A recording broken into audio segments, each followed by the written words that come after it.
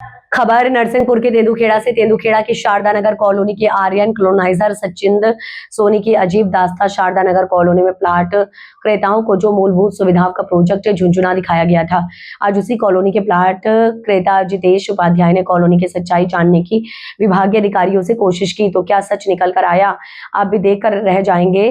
धोखाधड़ी, जमीन रजिस्ट्री से लेकर अंत तक धोखाधड़ी। राजस्व अधिकारी कॉलोनाइजर सचिंद्र सोनी पर मेहरबान क्यों? हमारे मीडिया प्रतिनिधि से जितेश उपाध्याय से आमने सामने चर्चा। हमारे मीडिया प्रतिनिधि ने अनुविभागीय अधिकारी तेंदुखेड़ा सुश्री पूजा सोनी से भी संबंध में बात की तो उन्होंने क्या कुछ कहा, सुने। एसडीएम द्वारा आर्यन कॉलोनाइजर सचिंद्र सोनी पर कार्रवाई न करते हुए धोखाधड़ी करने वाले कॉलोनाइजर का सहयोग करती देखी जा रही है। दबंग इंडिया न्यूज के लिए राजू सिंह राजपूत की खास रिपोर्ट। जिनको अवैध माना जा रहा है, वैध है या अवैध है, ये राजस्व विभाग आप लोग जानते हैं, लेकिन अभी जिसकी आप जांच कर रही हैं उस कॉलोनी में जो विसंगतियां हैं, क्या कहेंगे आप? कौन सी कॉलोनी के बारे में? आर्यन कॉलोनाइजर। अच्छा, तो आर्यन कॉलोनी के बारे में खैर ये तो सही प्लेटफॉर्म नहीं है बात करने का, इसलिए हम और अभी तक वो चीज़ फाइनल मुद्दे पे मतलब उस पर कार्रवाई चल रही है। और मैं ये कहूँगी कि अभी मेरा कुछ भी कहना आज यहाँ इस प्लेटफॉर्म के माध्यम से बहुत ही जरूरी होगा। एक बार मुझे सभी की रिपोर्ट को स्टडी करने की ज़रूरत है, और प्रथम दृष्टिया और जो निवासियों की जो कॉलोनी निवासियों की जो शिकायत है, तो प्रथम दृष्टिया मैंने भी वहाँ पास में विजिट किया और ये पाया कि वहाँ रोड की सुविधा, जो प्रॉमिस की गई थी सुविधाएं, पार्किंग की सुविधा, वो सब प्रदान नहीं की गई हैं। और कॉलोनी का रजिस्ट्रेशन भी अभी तक नहीं हुआ है। उन्होंने प्रयास किया था लेकिन वो प्रयास असफल रहा है, तो उसमें लेकिन फाइनल कुछ भी कहना एक बार वो निर्णय लेने के बाद में कुछ उसमें कहना सही रहेगा। और लेकिन किसी को भी अगर लोगों से कुछ प्रॉमिसेस करते हैं तो उसको निभाना भी चाहिए, क्योंकि जब लोगों का प्रॉमिस टूटता है तभी आक्रोश निकल के आता है, और ये अगर आक्रोश आया है तो दिक्कत तो है उसके लिए। नमस्कार सभी दर्शकों से हमारा सभी को नमस्कार। मैं जर्नलिस्ट राजू सिंह राजपूत, और आज हम आपको एक ऐसे विषय पर लेकर जा रहे हैं जो काफ़ी लंबे समय से हम उसको कहीं ना कहीं वरिष्ठ अधिकारियों तक पहुंचाने का प्रयास कर रहे हैं। इस क्षेत्र में जो अनियमितताएं कॉलोनियों को लेकर चल रही हैं उनके विषय में हम उजागर करने का प्रयास कर रहे हैं। नरसिंहपुर जिले की तेंदुखेड़ा की स्थिति जो बनी हुई है राजस्व विभाग की सभी कॉलोनियों को लेकर के, जिस तरह से हम कॉलोनियों में जो चर्चा कर रहे हैं, आज हमारे साथ में और हमारे बीच में शारदा कॉलोनी के निवासी जिन्होंने वहाँ पर प्लाट लिए हैं और आज काफ़ी लंबे समय से लीगलिटी की लड़ाई लड़ रहे हैं जो उनको नहीं मिल पा रही है, तो आज हमारे बीच में है।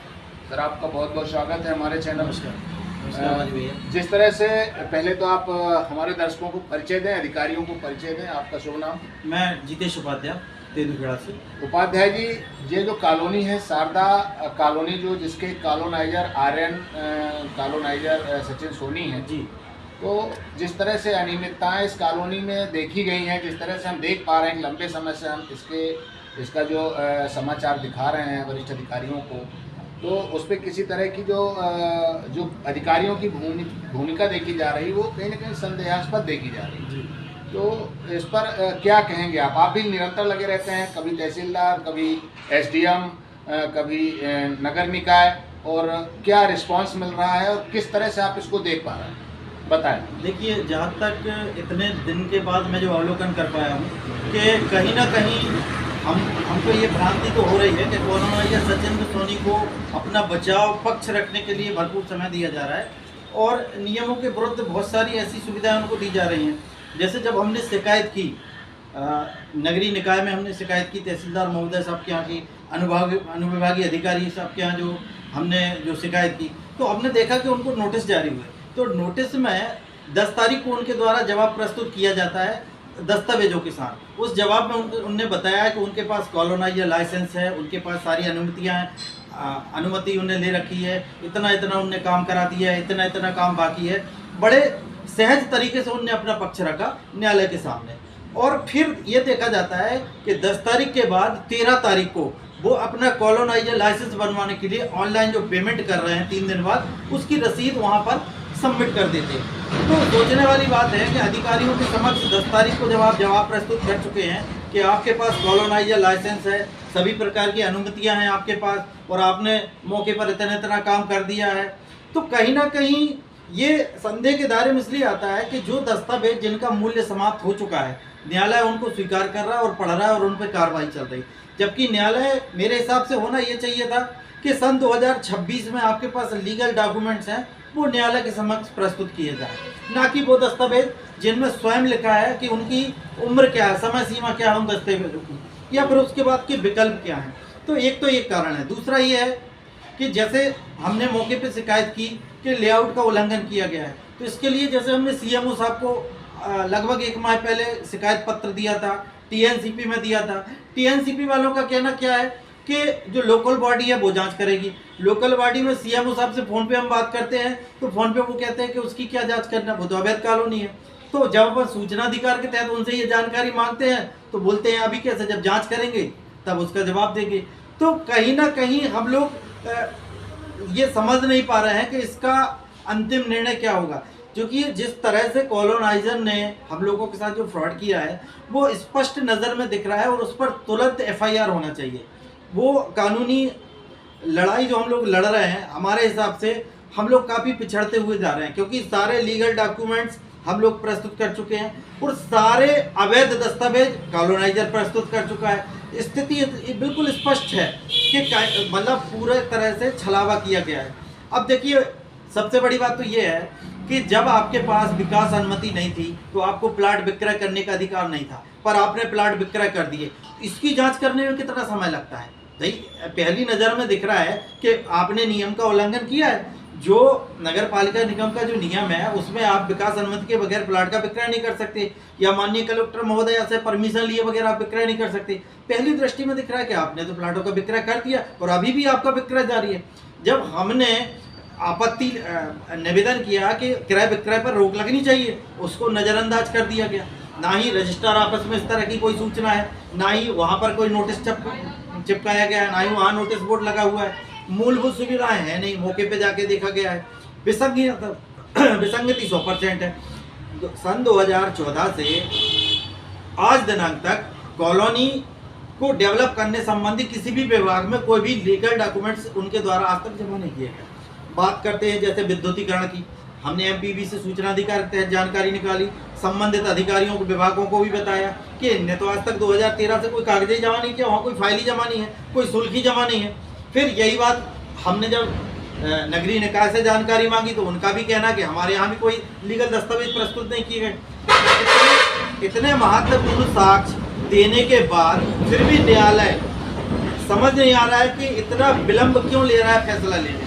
भाई सीधा सिस्टम है कि लोगों के साथ छल किया गया है, कपटपूर्ण दस्तावेज तैयार किए गए। हमने संबंधित न्यायालय से बोला था कि जो दस्तावेज प्रस्तुत किए गए हैं उनकी संबंधित विभागों से जांच कराई जाए, उसको नज़रअंदाज कर दिया गया। खसरा नंबर 237/1 का जो आज भी संदिग्ध स्थिति में है, क्योंकि जिसका ऑनलाइन रिकॉर्ड देखने पे आ रहा है कि भूमि स्वामी कोई और है और रजिस्ट्री किसी और ने की है, तो जो टाइटल की जो जांच है वो संबंधित अधिकारियों को करा लेना चाहिए। ये न्यायहित में है। क्यों करा लेना चाहिए? क्योंकि जो क्रेता है वो उसके लिए न्याय इतना महंगा है कि उसको संभव नहीं। पर यदि जिम्मेदार अधिकारी यदि चाहें तो उस टाइटल की विधिवत जांच कराएं, क्योंकि ऐसी भूमि पर परमिशन देना कहीं से न्यायहित नहीं होगा कि जो क्रेताओं की जो आने वाली पीढ़ी है उसको कानूनी लाभ ना मिले। यदि आज टाइटल यदि मैच नहीं होता है तो उनको लोन जैसी सुविधा या अन्य कानूनी अधिकार नहीं मिल पाएंगे। टाइटल अगर अपन कहें, जिस तरह से अपन देख सकते हैं एक आधार पे कि जो ज़मीन खरीदी गई, जिस कॉलोनी में आप लोगों ने खरीदी और जिस व्यक्ति ने आपको बेचा, वो ज़मीन पहले किसके नाम थी, फिर वो किसके नाम आई और फिर कैसे बेची गई, इस पे 2 शब्द बताइए। सर देखिए, जो ऑन रिकॉर्ड दिख रहा है, ऑनलाइन जो रिकॉर्ड दिख रहा है, उस ऑनलाइन रिकॉर्ड के हिसाब से सन 2009-10 तक वो जमीन 237/1 का गोविंद सिंह के नाम से दर्ज है। उसके बाद रजिस्टर्ड विक्रय पत्र जो माननीय अनुविभागीय अधिकारी के समक्ष उन्होंने प्रस्तुत किया था और जिसकी एक प्रति कॉलोनाइजर ने जो हमको उपलब्ध कराई थी, उसमें विक्रेता कोई और है।